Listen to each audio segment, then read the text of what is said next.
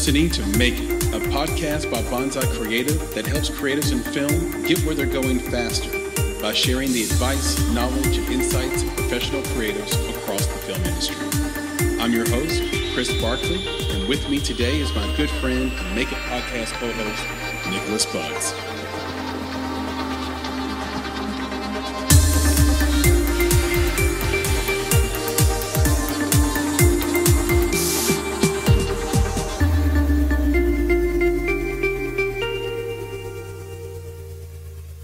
Hello, Chris here with another episode of the Make It podcast, and this is an Indie Talk week, and that means I'm here with my good friend and co-founder of Bonsai Creative, Nicholas Bugs. Nick, say hello.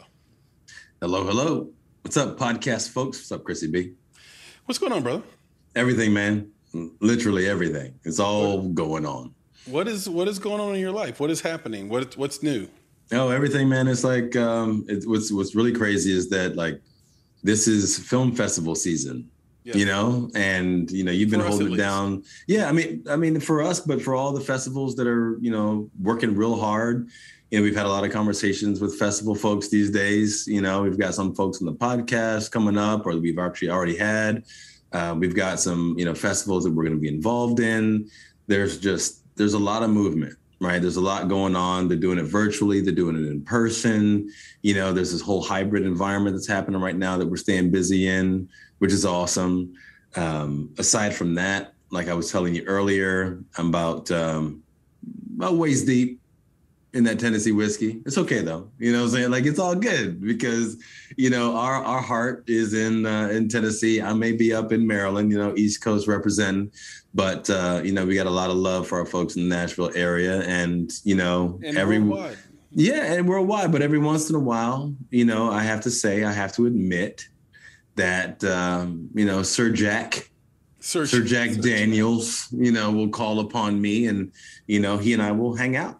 And tonight we hung out. So 2 whiskey stories. One, there is a whiskey out of Shelbyville, Tennessee, called Uncle Nearest, if I'm not mistaken. That's right. Uncle Nearest is correct. I hope it's I don't know if it's Shelbyville, but I think it is.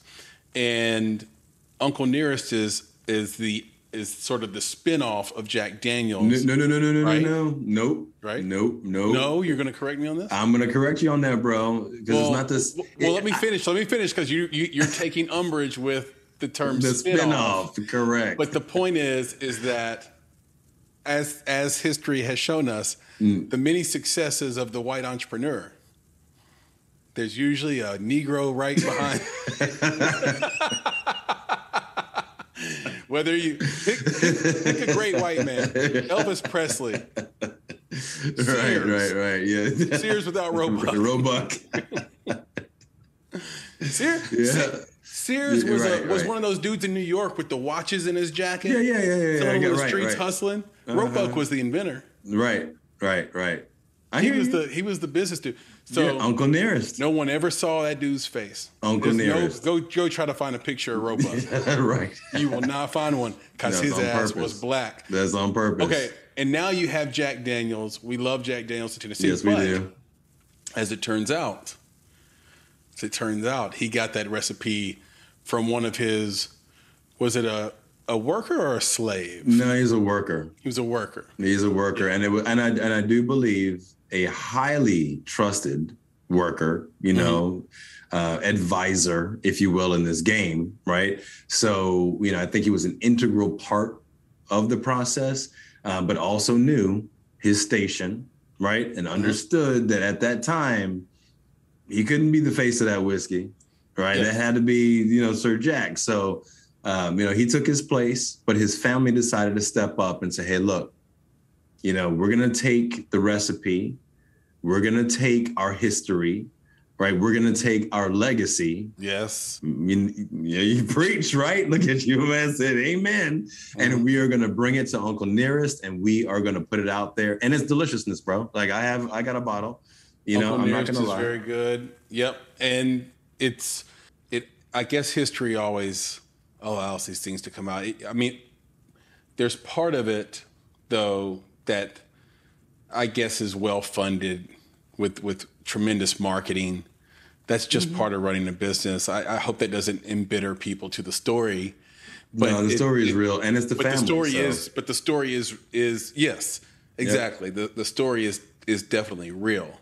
The second whiskey story is about a whiskey. Now, this is not a bourbon, but a Irish whiskey, I believe, called McConnell's.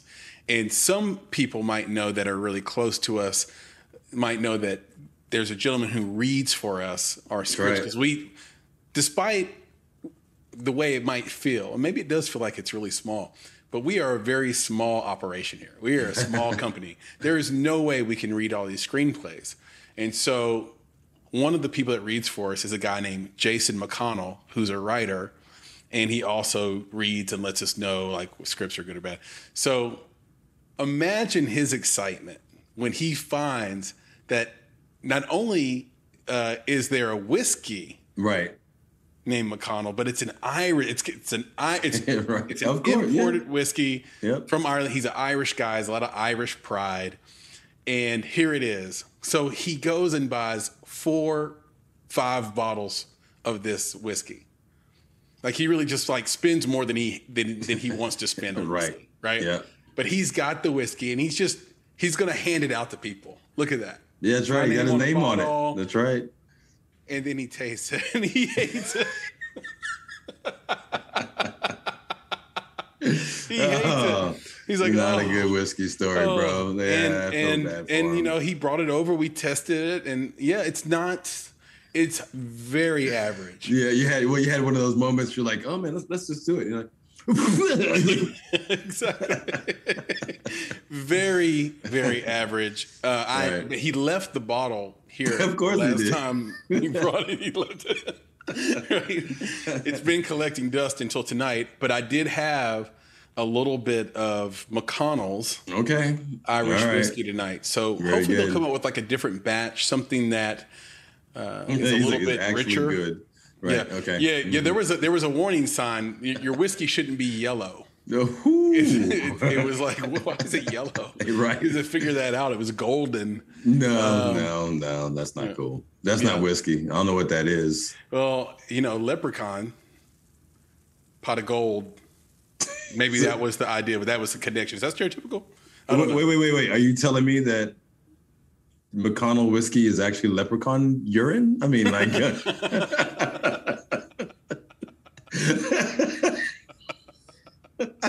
Is that what the pot of gold is? Like, yeah, exactly. Yeah, that gets me out of that really nicely. I think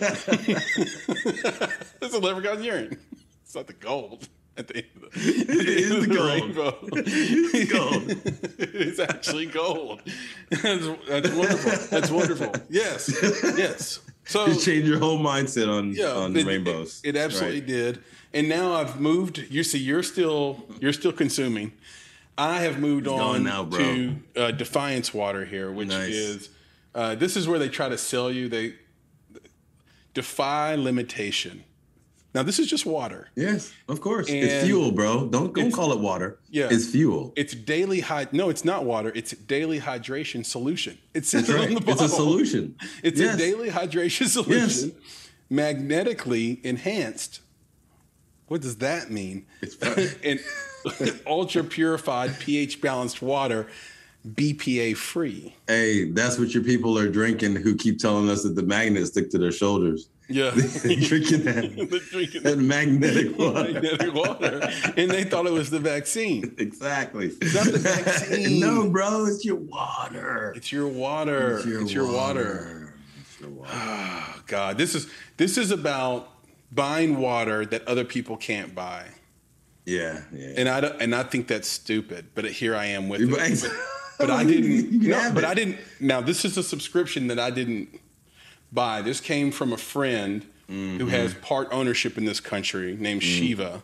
In this country? Yeah. So shout out to Shiva if she's listening. She lives in LA, and she put us onto this and got us set up. And we're wonderful testers of this because I drink this all the time. Very good. When I drink it, I'm magnetic. Yes, you are. I'm enhanced. Yes, you are. And I've seen you in action. I give full props to Defiance Fuel. Shout out to Shiva. Yeah, you're 100% magnetic, bro. I mean, you can't keep the people off you. I get it, 100%. It's such a magnetic. It's the fuel. It's the solution. Personality. Such a magnetic personality. That's what I'm known for in town. And speaking of things that don't make sense, one of the stories that jumped out at me today. Yeah. Because we've been talking about it for since February, maybe March, at least, yeah, is NFTs. Now, I joke a little bit because NFTs make sense to me. They make very little sense to other people. Right. And I don't mean it in the sense of I'm confused. How does this work? Right. No, I mean like there are people confused as to what gives them the value that they have. Yep. Like what is driving the cost of these. And so this week we see the Bored Ape Yacht Club getting a deal with U2 and Madonna's manager, Guy Osseri. And what's fascinating about this is that we've been advocating, Nick, for months that filmmakers should take either their existing IP, film IP, whether it be a short film, animation, feature film, whatever, and turning those into NFTs, chopping them up, turning them into NFTs. I don't think it makes sense to do the whole feature film unless you want to license your feature film. Like there are apps out there on the blockchain that exist now, which didn't exist when we first started talking about this, where you would put your entire film on there, and then you would get those royalties for life, but without the middleman and having to try to pull an audit from your distributor, which is, a pain in the ass. Right. So, but necessary. Right. So now what's happened is that window has shut. Well, it hasn't necessarily shut, but it's flipped a little bit. And I think it's gotten skinnier for independent filmmakers because now you see the big boys saying, no, we want to turn our NFTs into film. And so now instead of an opportunity for independent filmmakers that's just sort of organic and raw, it's now a new competitor to you, potentially. Just another thing that you're going to have to try to navigate around as a filmmaker. I think the opportunity still exists for you to make an NFT, but without anybody pumping it, so the value raises up, it might just sit there on OpenSea, which is the marketplace for NFTs, and no one ever buy it or no one ever look at it. Whereas I think early on there was enough hype where people were going there and that something juicy that doesn't exist, right? There are no film products there early on. Like, okay, I'll be the first person to buy a film NFT, the same way that early on someone wanted to be the first person to buy a basketball highlight that you could readily see on YouTube. It's interesting though. I mean, I think about it. So with the representation, like what are they representing? Right. Like that's the big question, for me right now. The IP to me. Yeah. But like, what is it? Cause it's really confusing because the NFT is already what it is, right? They sold 10,000 of these NFTs, right? Right. There's only going to be 10,000. That's it. Bored Apes. They're going to create other apes. Right. But so will they be clubs representing the new NFTs? Or will they be representing these artists in other projects because of their success in the NFTs? So let's take it, for example, your social media stars, influencers, whatever you want to call them, right? That's different. That's a whole new ball game outside of filmmaking. And we call it content, yes. Right? We call it something new, just like we call NFTs something new, right? So you have all these content makers. And then they get representation, right? But they don't get representation to make their content, right, in their lane. Mm-hmm. They get representation to be in film. Yep. Right? So that's what I'm kind of curious about with Bored Ape Yacht Club. It's like, what are they getting representation for? It's not for the NFTs necessarily, but maybe it's for their presence in other represented content, like film. Right. So maybe there's going to be a Bored Ape cartoon right, series on Comedy Central. Almost guaranteed. And I think that, like, if you look at, like, let's say Addison Rae, who we talked about, yep, exactly, in her Netflix deal, I think that's not to push back completely against what you said, but that's an example of, okay, they are actually representing everything she makes. Like, they're going to put her in films and TV and things like that, but she's also got PR that's guiding what kind of things she puts out on TikTok now.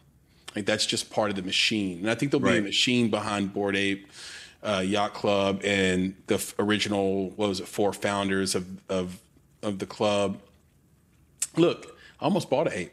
An ape in June for $10,000 or something. I can't remember the number, but now the ape is worth so much it's crazy. But I couldn't justify it because it was just a JPEG of a cool looking ape.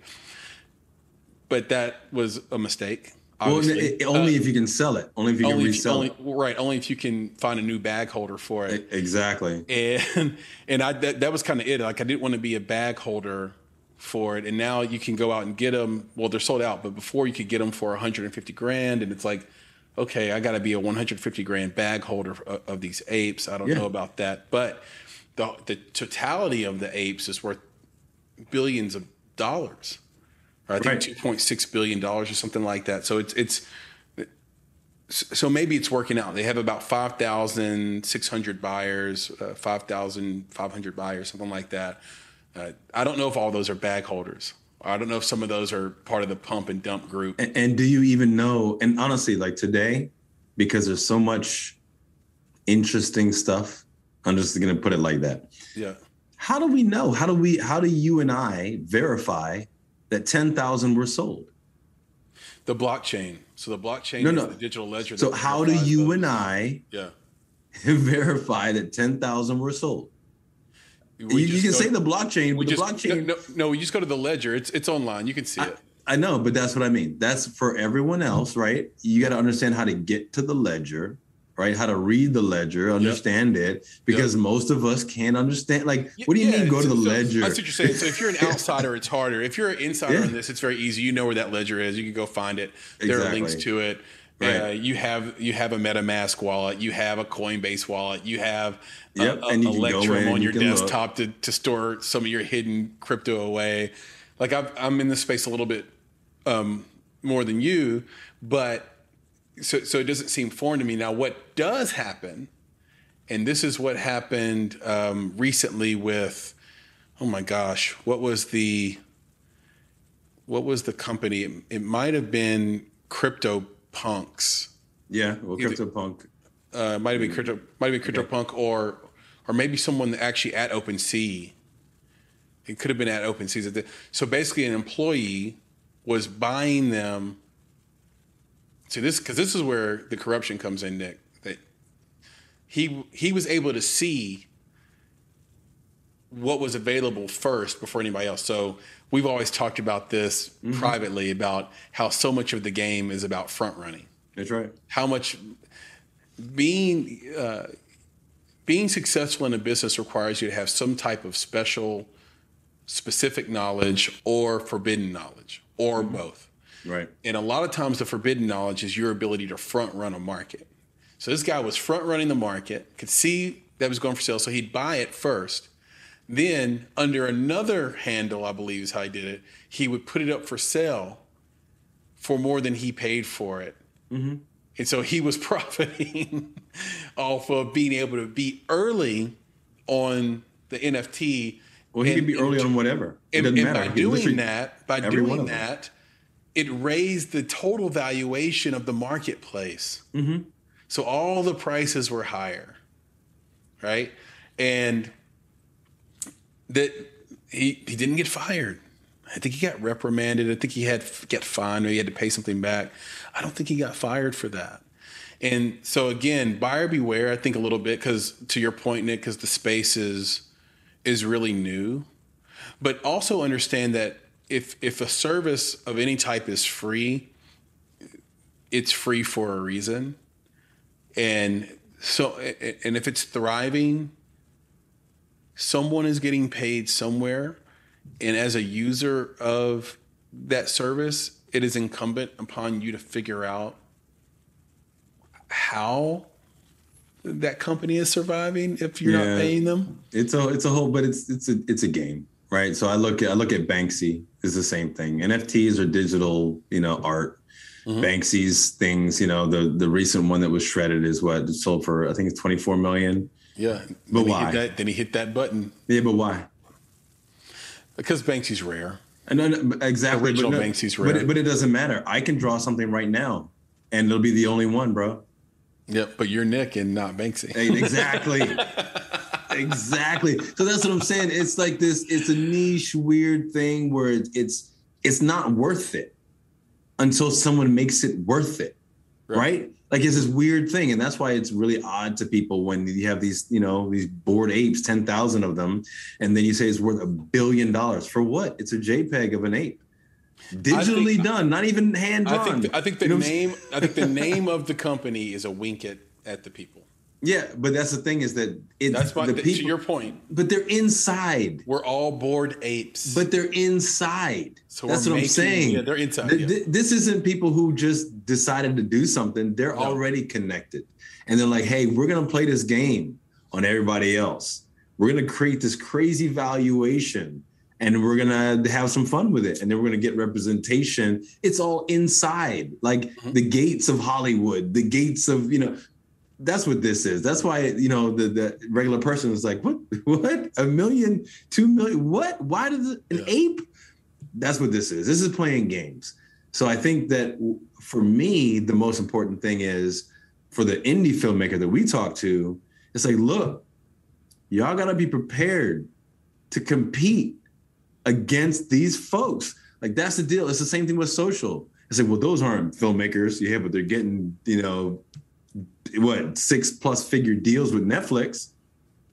Yeah, right. Not those content creators. Not everybody. Again, if going back to Addison Rae, she was inside. She was picked as one of the 19 people to live in the TikTok house. Right. So again, I think there are kids out there that get seriously depressed when their likes go down, when Instagram shadow bans them because they use the wrong hashtag. The wrong keyword, yeah. When their TikTok has 14 views and it's really good, and then somebody else's that's not so good has 1 million.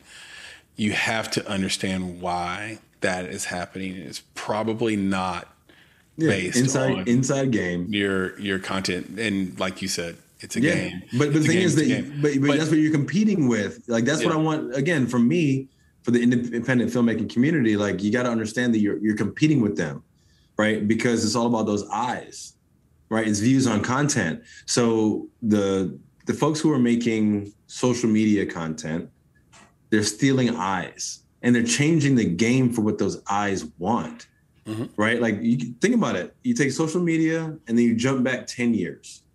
10 years, you and I would sit down. Now, you and I are a little bit different. So let's just call us you and I general public.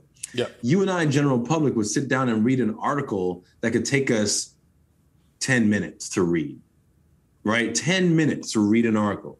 10 years later, social, man, if you can't give me that in 30 seconds, man, I got to swipe. You know what I'm saying? Like, it's just too long. Get me the meat in 30 seconds. It's such a problem. It is, but it's real, right? And the audience, right, that filmmakers are trying to go after is changing because the content and the delivery of that content is changing.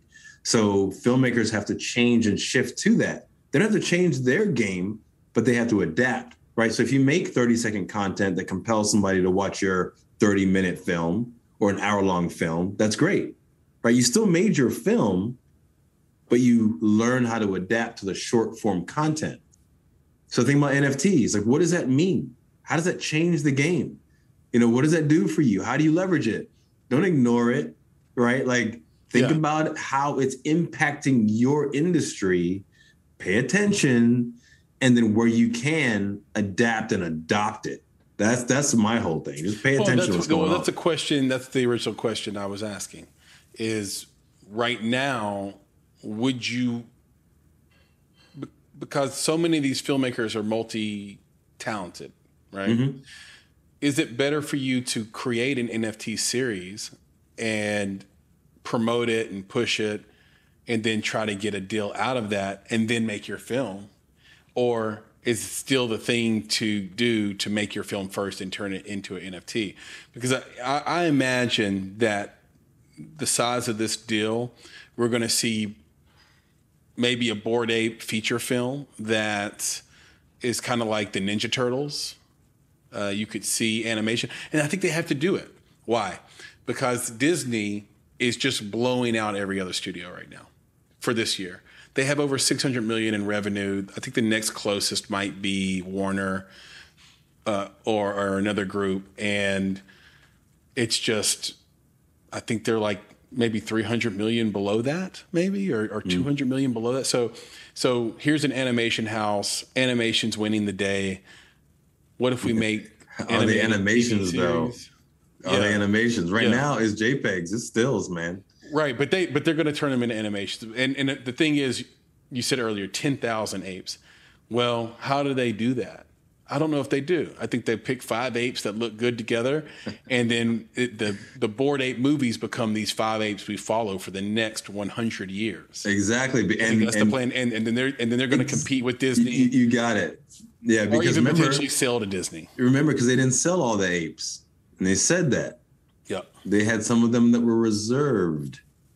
Right, so the reserved apes would be the ones that would show up. Why? Because they have ownership. All the other apes are owned by individuals. They don't own those. Yeah. Right. Bored Ape Yacht Club does not own those. They just own the money that those individuals paid, right? For whatever reason. Who knows? Maybe they'll get something later on. But yeah, right now, you're right. They own some of those Bored Ape designs, and those are the ones that could turn into your 2022 Ninja Turtles. It'd be crazy. But yeah. It's a whole new business, bro. Yeah, I think it's going to be interesting to see. You're going to get graphic novels. You're going to get books. You're going to just get an entire variety of media. I think you might even see like a 2022, 2023 version of the Monkees.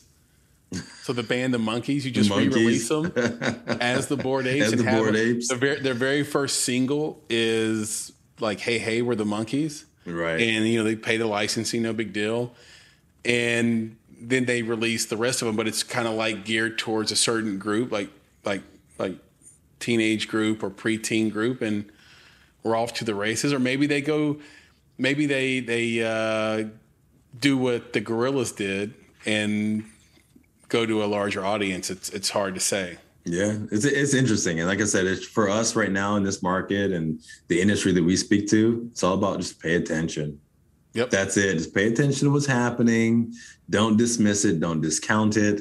If there are opportunities for you to, even like you said, like, do you do this or that? It's not this or that. It's this and that, right? So you produce your film, you chop up a piece, you sell it as an NFT, right? You do some, BTS, you do your behind the scenes footage, you do your images, sell those as NFTs.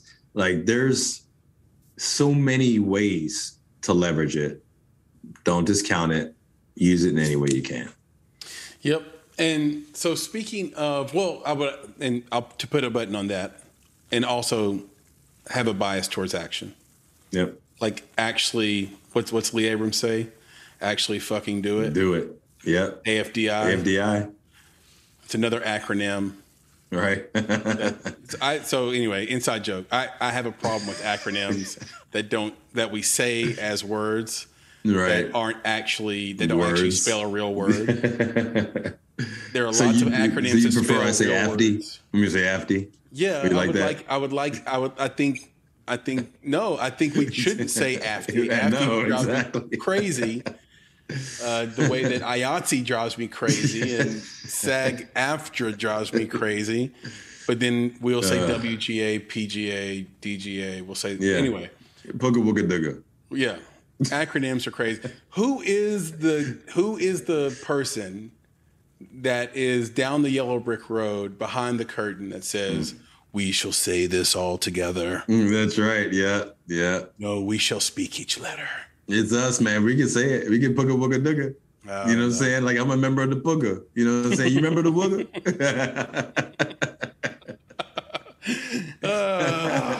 Start a movement, bro. So quick note on IATSE, the aforementioned.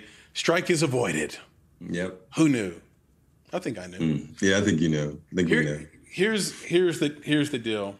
They haven't had a strike, and I think one of the reasons why is what we talked about on our last Indie Talk is that, and I don't mean this in a pejorative way, by the way. I think that some people heard that and thought that maybe I was being pejorative to the union. I'm not. I love crew, been around them, support them, giving them money through investment, production, support, mentoring, etc. On the indie level. So love it. Love them. Yep. But they are a union that represents the, let's say, the middle class or lower middle class of the filmmaking culture in society, right? Whereas the AMPTP represents the producers, the studios, the TV studios, all the streamers. Right. And they have an enormous amount of power. They have a power center there that's just gigantic. And so when you say, well, they haven't had a strike in 128 years, yeah, I know. Because they don't have that type of power within their ranks to have an effective strike that might be effective against such a power center. What happened recently is they sort of woke up and realized, or just got frustrated enough. Sometimes like the pain to change has to be great enough. Right. So the pain to change got so great that they're like, do you know what?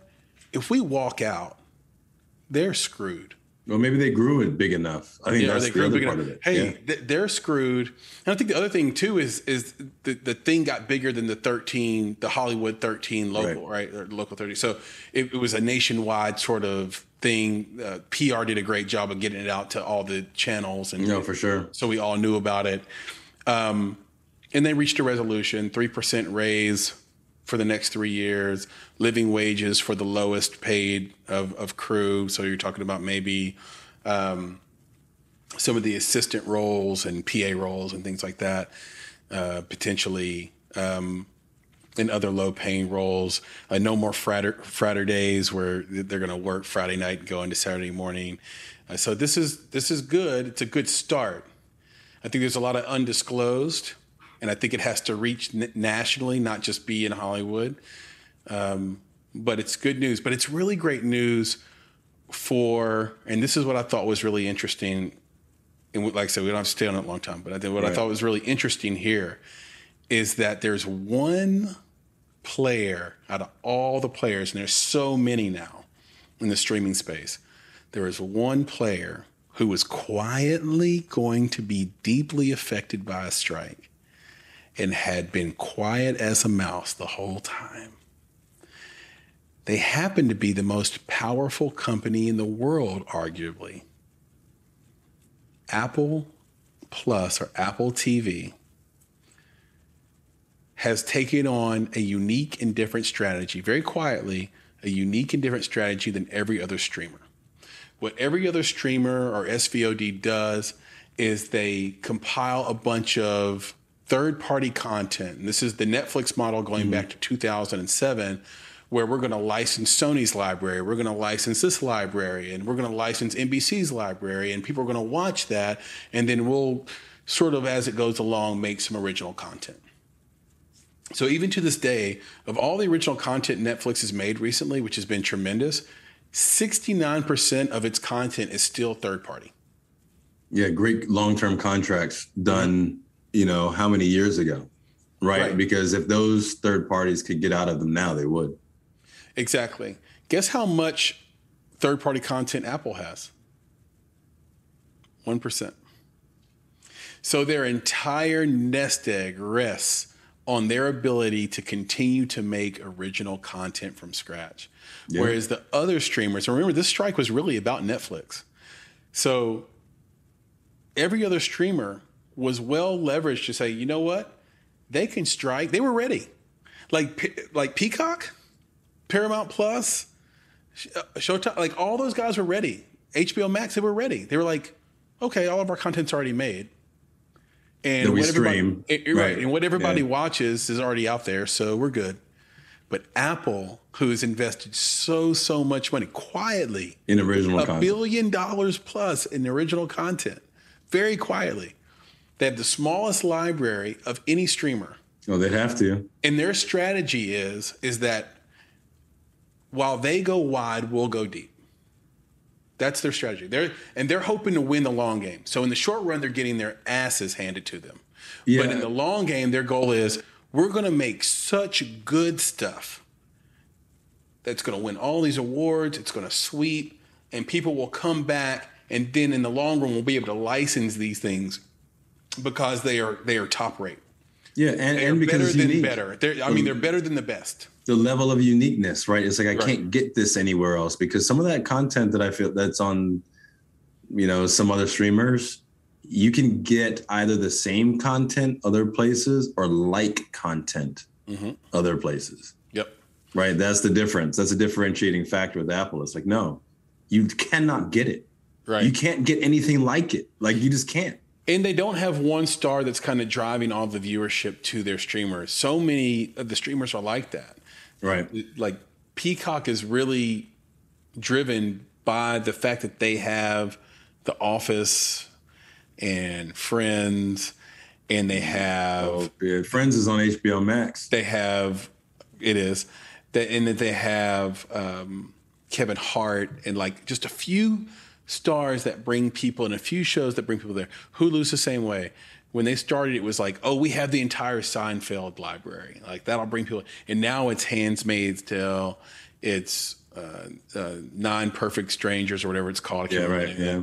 And in these limited series, original content, like Dave is a great show, brings people to Hulu. But if those people leave, those networks are rendered. Discovery, if Discovery ever loses the Gaines family, Chip and Joanna. If they lose Chip and Joanna, well, they run it now. Though they own Discovery, so they're not exodus. But they own it, so they're not going anywhere. They better re-up the contract. It's like I said. If you're Discovery, write another check and add some zeros. That's what I'm saying. But they own it. Yeah. Chip and Joanna own Discovery. They legit own it right now, so it's not going anywhere. More equity then. Right, exactly. Right, like because what you don't want them to bank their equity and then go start their own Discovery. Yeah, right. Which I thought they were going to do, by the way. Right, which is my point. They really run the whole thing. Yeah, and all these streamers or a good majority of these streamers are kind of like, we have one show or two that makes you come to this network. It's funny. So I don't know what Showtime would do right now without billions. Yeah, but let me flip it on you real quick. Shout out to Brian. Right. Cobbler. So you mentioned the one show, right? Yeah. Is it the show that's the most compelling thing, or is it the bandwagon? Well, let's talk about it because let's talk about Squid Game. Yeah, right. Squid Game on Netflix, I think. So it's the most popular show that Netflix has had this year, I think. In the last 14 days, it's had 26 million viewers. That's double Who's Next on that, which is, I think, Who Killed Sarah, whatever that is, which, because I haven't watched it, I'm sure it's very popular. It's number 2. I'm sure they've rated it that way as well. But that's the last 14 days. And I did not hear about Squid Game through Netflix. I heard about it through my niece Taylor, who's 25 or 26, and through my oldest daughter Ayana, who is 22. And I think that Netflix was pushing it to that group. Bandwagon. And then they created a bandwagon. Right, exactly. That's the influencer group. So that's my point. Right? Is it Squid Game? Like, think about it. If I don't know how many series, I don't know how many movies Netflix has. Right? A lot. Right? You can venture to say a lot, right? There's a lot of stuff. If you got a VPN, it just becomes TC or the movie channel, TMC. Yeah, but you can watch a lot. It's crazy. Okay. So why, out of all of the content, why is Squid Game so big? Right? Is it because Squid Game is so good? I mean, it's good for sure. Entertaining. It is. Episode 1, when the red light, green light game happens. Yes, that's usually when that's probably when they got you. Yes, but they could have promoted anything else. Right. And they do. That's yes. No, but they could have. So my point is that, like, is it the content? Is it the game? And to me, it's the game. It's like, so you're calling the bandwagon the game. Exactly, because the idea is that, hey, like Bridgerton or, Queen's Gambit. Queen's Gambit is not for everybody, man. That's not something that everybody's going to get into. But you better be watching it. Why? Because it's number 1 on Netflix, right? Like, I had a woman come up to me at a party. She was intoxicated. She said, "You look just like the guy from Bridgerton." Yeah. Yeah, remember yellow skin. Remember she was a couple deep though. But look, the thing is that, and he's 5'7", and we're like, you don't know that. But look, it's the game, and the game is that we need people to feel like they're on the outside if they're not watching it. Yes, that's it. So again, you want to back it up with something that's actually good. But yeah, that's the game. It's like, so one. Netflix is one. I mean, again, they understand human psychology because they employ them. We do it to each other. Yes, but they employ these psychologists. Yes. So they create. Remember that whole top on Netflix top 10 didn't exist before. That wasn't always there. Yep. It's there now, right? Why is it there? To drive you to that content. And of course, they're smart. They're not going to put crap social credit. Exactly. They're creating this. So then, like, okay. They're going to run it through. We ask for rates and reviews. There you go. And they're going to run it through other channels, though, right? They run it through all, like you said, the influencer channels. And they'll pay the influencers to talk about Squid Game. And they can get on to these different mechanisms and put it out there. And they tell you that it's number 1. And because they told you it's number 1, well, of course you got to watch it. Which is why when Netflix releases its data that is so tightly held, they release it in interesting ways, right? Like the recent release, they released it in hours. Okay, like here I'm not going to go through the list. That's not important for the conversation. But they released their stuff and they said, what are the most viewed TV shows on Netflix? They released the top 10 series by total view hours in the first 28 days. Why? Why the first 28 days? And why hours? Right? So if I watch a 4-hour movie versus a 2-hour movie, right? If you aggregate the number of times I watched a 4-hour movie, then you aggregate the number of times I watched a 2-hour movie. I could have watched the 2-hour movie more times, but the 4-hour movie gets the larger number of hours. So why are we doing hours? Let me hop in here because that's a bit of a game as well. So it's 100% a game. No. But let me add a little caveat to this, and sorry to interject. But because you were on a roll, I wanted you to keep rolling. Hey, get it. Netflix counts 2 minutes of viewership as full viewing. So and this is totally a game for investors. This is totally a stock market play, so that when they release data, the data is bigger than it should look. If you watch something for 2 minutes on Netflix, it's a view. It's a view of the entire piece of content, which is baffling because I haven't seen any 2-minute feature films before. Right, but here's the thing: is maybe that they don't even have to say that. But they don't even have to say of the entire. They just have to say view, and they're correct. It's a view, and they're correct, right? It legitimately is a view. Yeah, so it's a game. It's a Wall Street game for investor confidence. Yeah, so think about this. And to beat back competitors because Disney's doing so well. Right. So Bridgerton, for example, right? So it's the number 1 out of the top 10 series, whatever, in the first 28 days for hours watched, which is a caveat. But how do I know how many of those 625 million hours was actually someone watching the entire season or people getting into this, like episode 1 and being like, oh, this is dumb, right? I watched the first hour, and I'm done. Yeah. But that's an hour, right? Yeah. It adds up. It adds up. So it's not about necessarily the quality or anything like this stuff. And again, Bridgerton is going into a second season, which is why I look at it again as part of the game. So why are you releasing that Bridgerton season 1 was the #1 series on Netflix? Oh, because you're promoting series 2, which is coming out, or season 2, which is coming out in 2022. Right. The next one with movies, the #1 movie, again, by total view hours in the first 28 days was Bird Box. Mm-hmm. So, I did some digging on Bird Box. I'm like, wait a second. So what was her name again? Sandra Bullock. Oh yeah, Sandra Bullock. Does she happen to have a movie coming out probably on Netflix in 2022? Yeah. So again, promoting your folks, right, by releasing. So it's a game. And that's my point. It's like, why release the data when you're the one who's saying keeping it close hold, right? So it's like, wake up, folks. Like, this isn't just, oh my gosh, Bird Box was the #1. Man, Sandra Bullock is coming out with another movie.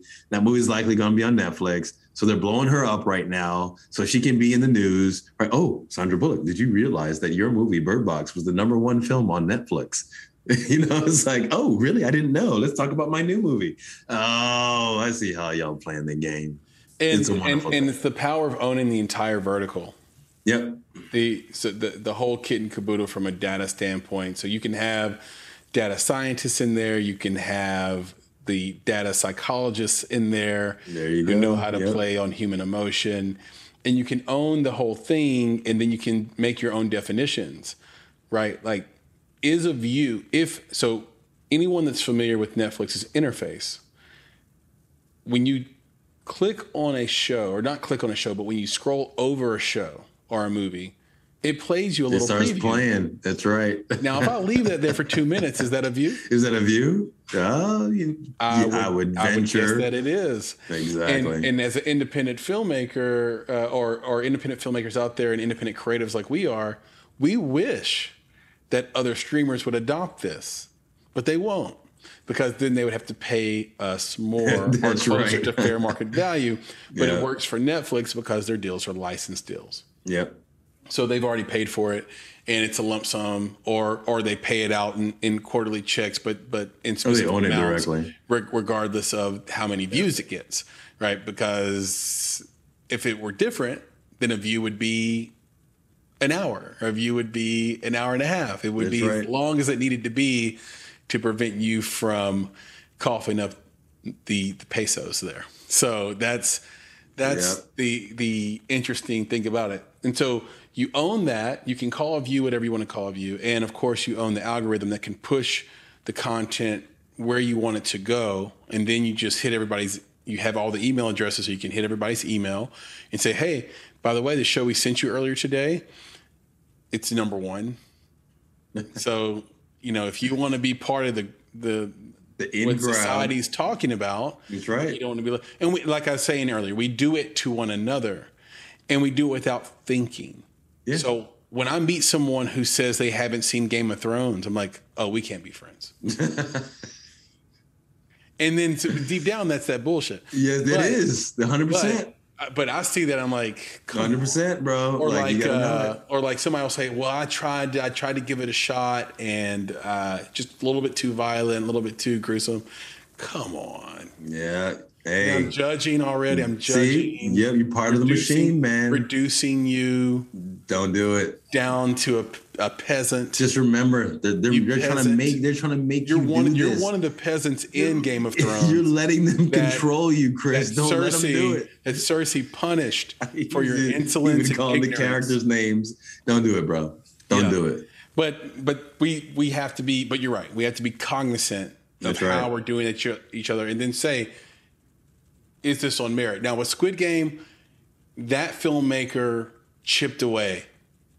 Short film, feature that made a little money, feature made a lot of money, and then Squid Game blew up. Now, you ask the average person, they don't know one person's name in the cast. They don't know anyone who produced it, can't pronounce it. So again, this supports what we always say about it's not really the star system that you need. Don't use that as a crutch as an independent filmmaker. Go make a story that's 9 or a 9 or a 10 on a 1 to 10 scale, and be persistent and consistent. And by the way, be 2 feet in, keep making stuff. That's right. Keep making shorts, keep making things, and then something can and will potentially, pop for you, like Squid Game. Especially if you do quality work. Yeah, if you're doing quality work at $5,000, right? If you're doing quality work at $15,000, $10,000, then someone's going to see that. You put it out there, right? Like, wow, this is what this one, this person can do at this level. And remember, not everybody's a unicorn, right? Yeah. And a unicorn isn't made overnight. I'm not talking about that. I'm talking about being able to do something phenomenal for $5,000. Yeah. Like that's what I'm talking about, right? Yeah. And making sure that people see it, and then do it again, right? To make sure that they know it's not a fluke, right? You keep doing that. That's where you need to be. And I think it's, again, with the writer director of Squid Game, that's what it was. Like you just mentioned, short, and then feature, right? Made a little money, but made a lot more than shorts did. Yeah. But he proved himself over time.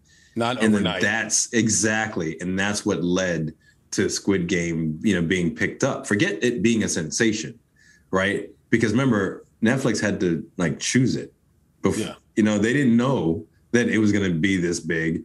They had to choose it, and they had to choose it because there's a track record there, right? There's a track record of success that they bought into. There's a known, entity there. Yep. So yeah, that's the if there's a lesson in there for the indie filmmaker, that's it. Yeah. What a success story. And I love the point you made about not everyone's a unicorn. On a recent panel, I spoke about that. Just a little bit of real talk for people in attendance, which is that good at this point is pretty common because everyone has become a little director with their phones and content creator and can dance and can entertain, make people laugh in a short period of time. Yep. But it turns out that great is still very, very rare. That's right. And great is really the benchmark. And so you have to be great, you kind of have to be 2 feet in and be doing something every single day. And then it just kind of becomes polish and it becomes unusual in the best, that's the key. Yeah. In the best possible way. Like, wow, that was really great. That had all the markers of something we've never seen before. So this ability to surprise and amaze and create wonderment with your audience, that's what's rare. And that's what you're working toward. And be patient. Do we have time to talk about this very curious Hillman Rising Voices program, or should we save that for another day? We should probably save it. And I think the one thing I'll just say that, kind of like as a teaser, all right, let's throw it as a teaser, is that it's awesome that some of the major filmmakers of the current time, like Lena Waithe, are creating opportunities for independent filmmakers. But I also want to say that it's awesome that it is not necessarily unique. Mm-hmm. It's just that maybe people just don't know about them, right? Like that's the thing. There's a lot of opportunities out there.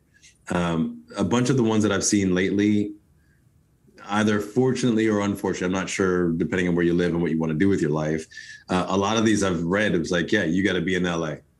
Yeah. Right. Like we got this residency or we got this program or we got whatever, but 3 months, 6 months, a year, you got to be in LA. Right. And maybe some of them are in Atlanta. Who knows? Right. But there is this thing where you're going to have to move, right, for some period of time to be a part of them.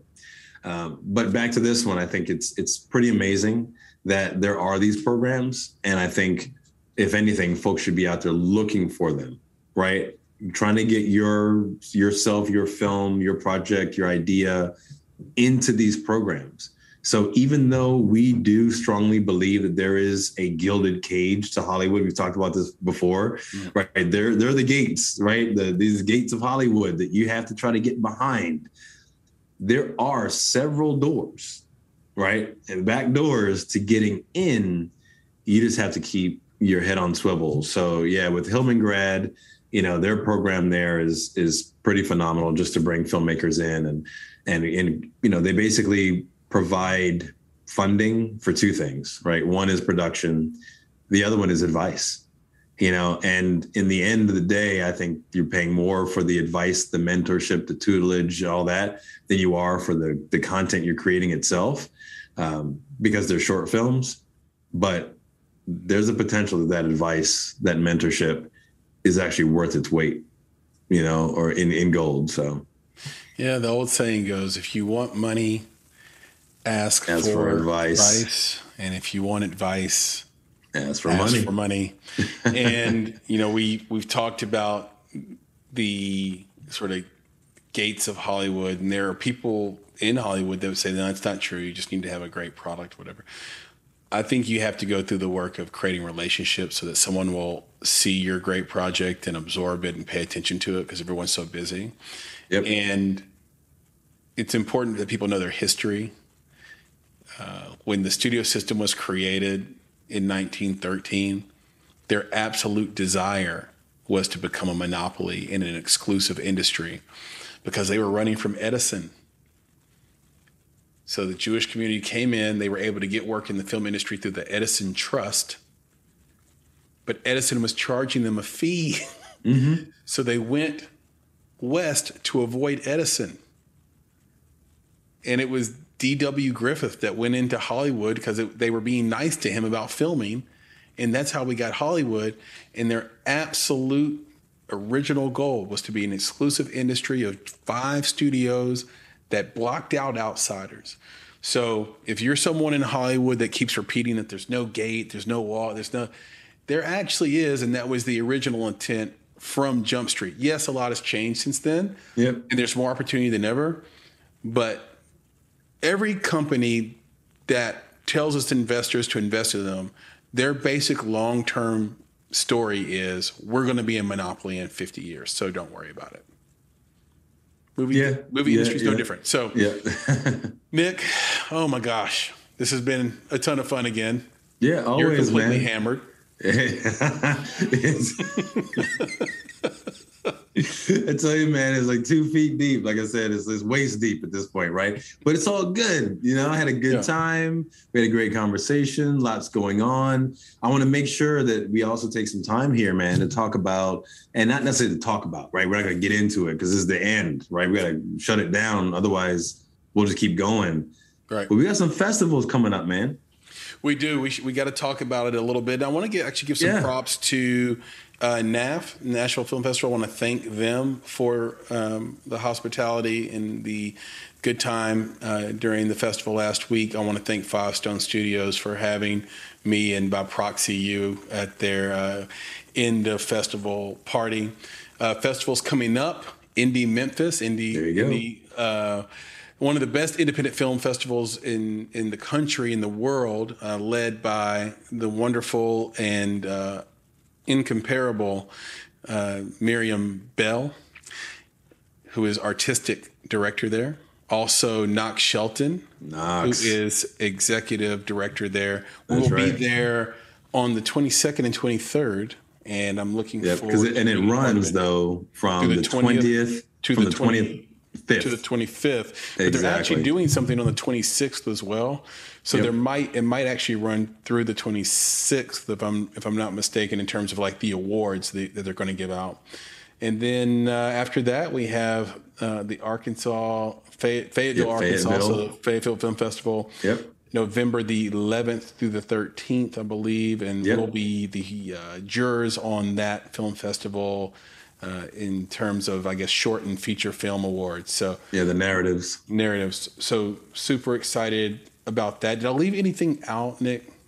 Nope. Those are the ones that are coming up that we're, super excited about. And again, I think I'm continuing to push, the festivals because, it continues to be festival season, right? Like this isn't over. There's a lot of wonderful stuff. There's a lot of great opportunities for filmmakers, in these festivals. There's going to be the festivals themselves. There's the panels as usual. And, basically big shout out to all the hard work that these folks have been putting in to make this stuff happen. It's pretty impressive, pretty awesome. And we're, super grateful and honored to be a part of them. That is absolutely the case. I'm super pumped about it. And it's just been a tremendous year. I cannot believe it's already October. It's crazy. Mid-October. And this year's almost done. So we have to start thinking about our end of year special and how we're going to sort of summarize and compile all the best interviews and best comments from the year. I mean, the guests have been unbelievable this year. For sure. And super excited about doing that. But the best is yet to come. We haven't even gotten started. We're going to do a lot of cool stuff in the future with this. We are. This podcast, this programming, and for this audience that has stuck by us from the beginning. So we thank you as well. And if you want more from us or want to engage with us, there's a couple of ways you can do it. And I won't give the full spiel, I promise. All right, come on, man. The spiel's going to come after in the post roll anyway. But just so you hear it, contact at bonsai.film or social media at _bonsai creative. So email us at contact@bonsai.film or DM us or reach out to us on social media at _bonsai creative. You can get to us either way, and both are deeply appreciated. Yep, always. Last but not least, certainly do not forget to go to Apple Podcasts and rate and review our podcast. The combo platter takes about 2 minutes. If you just want to click 5 stars, I think that's adequate in 2021. Yeah, let's do it. That would be great. That takes you 5 seconds, somewhere around 5 seconds. So open that app, do that for us. We would be eternally grateful for that. And if you want to contribute to this podcast, you can go to bonsai.film/true fans. True fans, let's do it. For as low as $5. All the things you spend for $5 that just either, most of the things that cost $5 go in your mouth and out your ass and you never get to enjoy it again.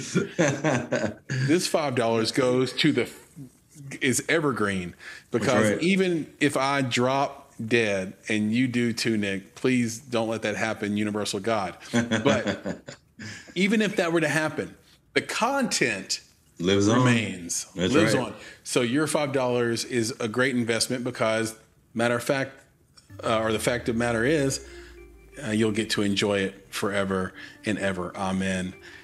So please do that. Bonsai.film/true fans, and contributions start as low as $5. Yep. Nick, give us the credo. Yeah, man, that's it. It's awesome. So filmmakers out there, always remember, be better, be creative, be engaged. And thank you for listening. Nick, talk to you soon. Yes, sir. All right. All right, man. Peace. Take it easy. Get you another glass. Oh, for sure. That's going to happen.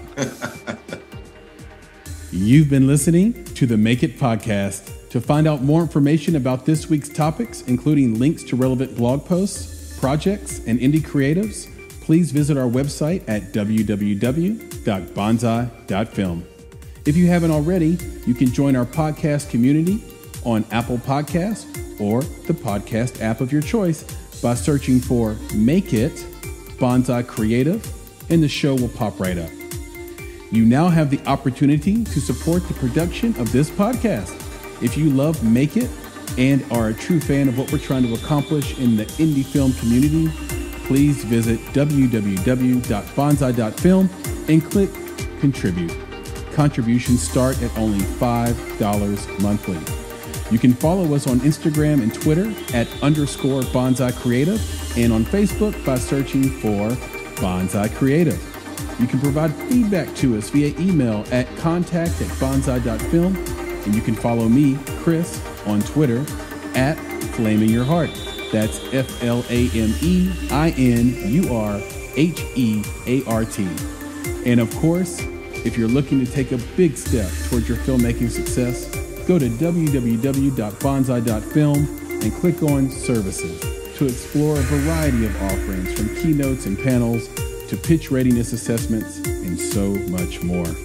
You have everything to gain. Until next time, be better, be creative, be engaged. and thank you for listening.